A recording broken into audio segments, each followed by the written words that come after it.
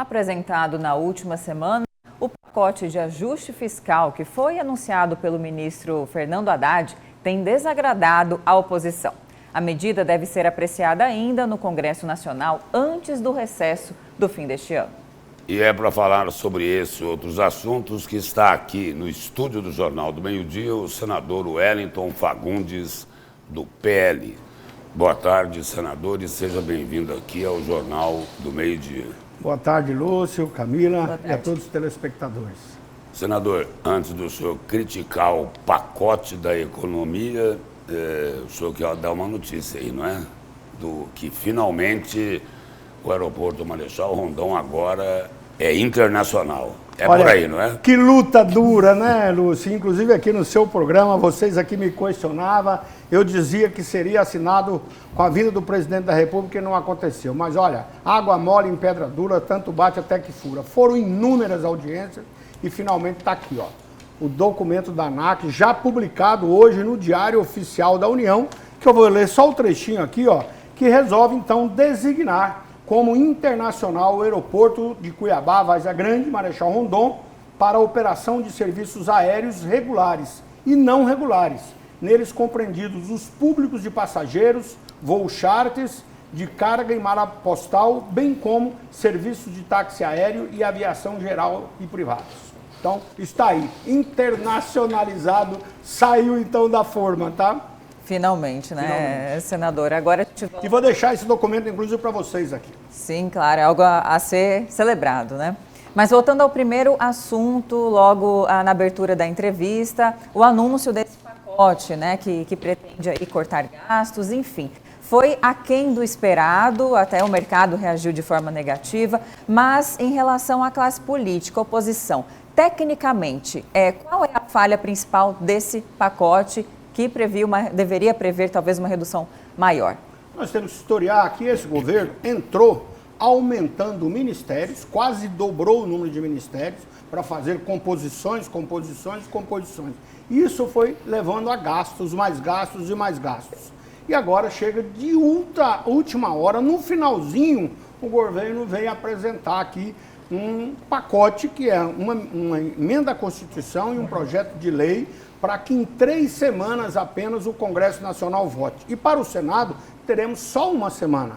Mas não é só o que está propondo o governo. Também nós temos que votar a LDO, a Lei de Diretrizes Orçamentárias, temos que votar o orçamento. E para nós também temos aqui uma outra PEC, um projeto de lei que é muito importante, que é o da reciprocidade. O que é isso? Foi exatamente em reação àquela questão da França de vir aqui no mundo inteiro dizer que, além de dizer que não ia comprar mais carne do Mercosul, e aí o Brasil é o maior exportador, dizer que nós não temos qualidade, o nosso produto é de péssima qualidade. Olha, eu sou veterinário e eu conheço a indústria frigorífica do mundo e a do Brasil, e nós temos, com certeza, uma das melhores indústrias de ponta aqui no Brasil. O que determina essa PEC da reciprocidade? Para que nós possamos regulamentar. Aquele que não está tendo reciprocidade com o Brasil, nós não vamos também aceitar o produto dele serem vendidos aqui. Seria o Carrefour, ou todo o país? Não, o Carrefour vende muitos produtos. O que nós compramos basicamente da França? Vinho, perfume e mais umas outras coisinhas, né? Então, para eles é muito importante vender o vinho e vender o perfume para o Brasil. E eles compram no Brasil menos de 0,6%. Então, o mercado francês não é praticamente importante para nós. Mas o que nós não podemos aceitar também é exatamente denegrir a imagem do Brasil. E olha, o Lula trouxe ele aí lá em Copacabana, ficaram passeando. O presidente Macron. O Macron, o presidente da França, para depois a França fazer isso com o Brasil, não vamos aceitar. Senador, por isso nós temos que votar também. Senador, voltando aqui para Mato Grosso. O PL tem uma reunião programada para hoje com os prefeitos eleitos. E aí, o presidente estadual do PL já disse o seguinte: olha, em 2026 o candidato ao governo será escolhido pelo perfil dele. Quem se encaixa no perfil? O senador Wellington Fagundes ou o empresário Odílio Balbinotti, que falou: olha, estou querendo ser candidato. Eu acredito que ele disse o perfil que a população queira, né? Até por isso, primeiro, qualquer candidato tem que ser candidato pelo partido. Eu quero dizer bem claro, já falei aqui várias vezes, quem é que não tem o sonho de ser governador do seu estado? A minha carreira de 6 mandatos como deputado federal, 2 mandatos como senador, 2 vezes o deputado mais votado da história de Mato Grosso, também o 2º senador mais votado, e outra coisa, sempre pelo PL. Então eu ajudei a construir o PL, tive todas as oportunidades pelo PL, que também me proporcionou. Agora, fizemos um trabalho grande como líder para que o Bolsonaro viesse para o partido. E hoje o PL, através de toda essa articulação feita pelo presidente Valdemar Costa Neto, o PL se transformou no maior partido porque o Bolsonaro veio, mas agora é que nós consolidamos isso, que foram as eleições municipais. No Brasil inteiro, né, o PL foi o partido que mais cresceu e aqui em Mato Grosso também. E parabenizo o belo trabalho feito pela liderança do Aranias, do Zé Márcio como secretário e também de todos os deputados federais e estaduais, porque isso não é um trabalho de um sozinho. Agora, senador, voltando a essa questão, né, econômica do país, o Brasil está endividado, houve esse anúncio, né, da isenção do imposto de renda para quem ganha até 5 mil, que foi uma promessa de campanha. Por outro lado, muito se diz que essa intenção não será suficiente para regulamentar a questão fiscal no Brasil. Em breve teremos mais inflação ainda, o poder de compra do brasileiro vai lá para baixo. Mas aí muito também se fala que não se toca no real problema, que é esse custo exacerbado dos poderes, inclusive do Congresso brasileiro, que talvez seja o mais caro do mundo. E aí quando a gente vê o Senado, os senadores, tem senador que tem mais de 80 assessores, me corrija se eu estiver errado. Por que não tem uma reformulação desse gasto exorbitante? Eu sei que é difícil cortar na própria carne, mas não seria o momento da gente repensar tudo isso? Não, nós estamos cobrando do governo isso, desde o início do mandato.